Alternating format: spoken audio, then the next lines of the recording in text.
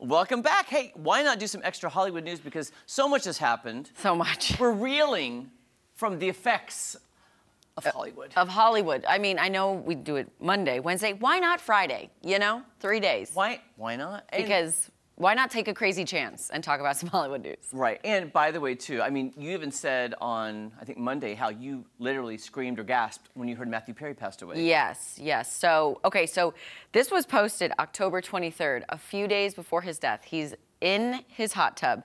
But here's the thing. There's a whole conspiracy theory going on about how this Batman, he called himself Matman, but he had somewhat of a, I guess, obsession or a love for Batman. And so he wrote about it in his memoir saying, like, if you see the bat signal, that means, you know, someone's there to help if you're ever in trouble or whatever. But then people created a conspiracy theory of, like, he posted Batman multiple days before his death. Was he calling out for help? Right. We're not sure what it all means. I know some outlets have debunked the conspiracy theory, but this is a little eerie because he goes, I'm Matman. He's in the hot tub where he passed, October 23rd, just a few days before. What are your thoughts on this whole To me, here's the thing that's just, I don't know about the Batman. To me, the weirdest thing is the last thing he posted was in the place he passed. And that to me is creepy and sad. Almost like a premonition. Almost a premonition. Yeah. Not that it wasn't exactly premonition. And from the memoir, and I went immediately to his social media, to Instagram after he passed, and there were the last 6, 7 posts were all the Matman posts. I'm like, what is his obsession with Matman? Exactly. So that last one was October 19th, again, a week or so before. And then this one was even further out from his death. Again, another bat signal. So there is some significance to it. Right. I'm just not I just don't know, and we'll never know now. We'll never know now.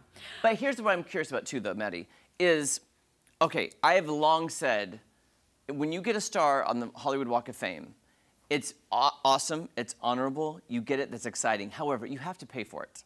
Yes. So the thing is, when you see these celebs getting there and they're acting, oh, I'm so surprised. No, somebody had to submit you, you had to pay for it, somebody has to pay for it. Right. And then you know well ahead of time that it's paid for. So what's ironic is they're saying Matthew Perry's getting a star in the Walk of Fame. Okay, that's fine, he had enough money. His family foundation. Something will pay for it to commemorate him. But it's so weird that he passed it there immediately now. Now we need to put a star. Exactly. And now they're talking about maybe putting it around Courtney Cox's star, Jennifer, I almost called her Rachel, Jennifer Aniston's star, so he's kind of in the Friends realm. Does Matt LeBlanc or David Schwimmer have one?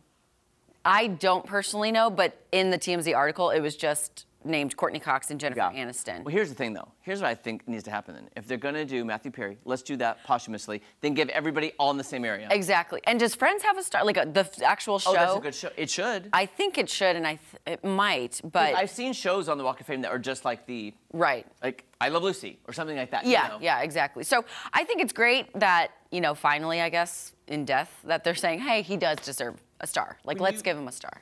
But I know, but it's like you couldn't enjoy it while you're alive. Yeah. But do you know, you said put it by the other two ladies. Courtney and Jennifer. Are theirs close together? Yeah. Okay. Yeah, because if he's going to be close to both of them, those have to be close together. Okay. Yeah. Have you walked on Hollywood Boulevard? Yeah, I have. It's not It's what I still thought. really exciting to see the stars, whether they're, you know, defaced or there's trash on it. It's still cool to see, like, okay, at one point, this person was here. Right. You know, they did the hands are at the TLC theater. Yeah. But what I thought was, like, growing up in Texas, and you see that, you think, oh, it's so glamorous. The first time I went and visited and walked, I was like, yeah. Not so nice. Yeah. Not so glamorous. It's not at all. Not at all. Yeah. I was very surprised. But rest in peace once again. Let's move to BravoCon. Oh, God. Okay, you are a Bravo fanatic. Yeah. And obviously, Andy Cohen is the godfather of Bravo. So BravoCon is a huge convention in Las Vegas where they gather all the stars. So here's the thing. From Bravo. They started this before the pandemic, and it was in New York. Yes. Then the pandemic happened. They didn't have it. So now they're bringing, and then last year's, I believe, was in New York. They brought it back after the pandemic. It got so big, now they're moving to Vegas. So yes. First year in Vegas. Here are all the Bravo celebrities that are going. And there's a lot of Bravo celebrities, but I just love that in this universe, that Bravo, a network, has its own name for their celebrities. Yes, like, Bravo celebrities. Like Fox celebrities, CBS celebrities. Yeah. You know what I'm saying? Like, yeah. It's like its own world of reality. Here's the weird thing. There's been so much drama going on because of the Vanity Fair article about the Real Housewives Reckoning.